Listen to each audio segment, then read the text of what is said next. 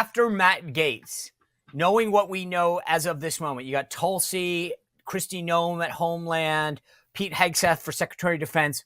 Who would you say of those is the most sort of is on the Democrats' second number two? Like, we want Gaetz. I think we could probably all agree on that's one the Democrats just are going to vote in. But who is the next, if they could get one more scalp, who would it be among the folks? And maybe not even, maybe someone I listed that I didn't list, but who would you think the Democrats would want to go after next, Rob? Probably Pete Hegseth. I mean, that is somebody who it clearly wants to shake up the Department of Defense. It's interesting, Sean, because you've had quite a change, this political realignment that we're in, where you have a tendency for the Democrats who've invested heavily in really politicizing the military, bringing in woke ideology, DEI, and Pete Hegseth has said quite vocally that he wants to change a lot of that. I think it's going to come in and shake up the establishment. I think that's why you saw people like Senator Elizabeth Warren so vocally come out after the announcement of Pete Hegseth to say that she was, very, very much opposed to him, because they see that as a threat. They see the military as their playground, and Pete Hegseth wants to take that away from them. You know what I love, by the way? You've got this clown, Ezra Klein, at the New York Times, questioning Pete Hegseth. And my answer is this, just stop for a moment. And let's talk about qualified. Pete is a Princeton grad.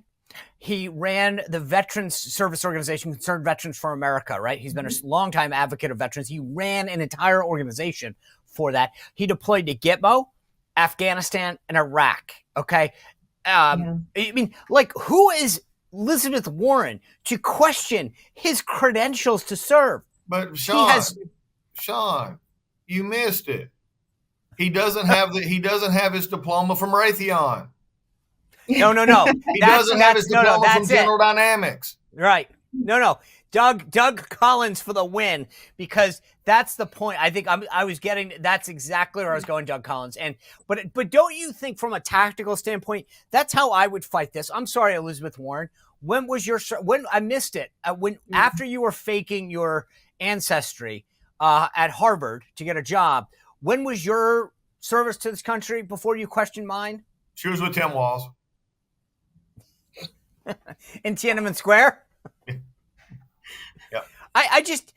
My view is, if these guys message this right, I think that, like, to me, if I were Pete Hegseth, and I know Pete, I mean, like, he's a fighter, and I would be like, bring it on. Because remember how Brett Kavanaugh said he came out of the box in that sack of the accusations, and he was just like, don't you dare question my integrity. And like, if Pete Hegseth is willing to do that, and I think he is, like, I would take these guys on and be like, don't you dare, you liberal little snot.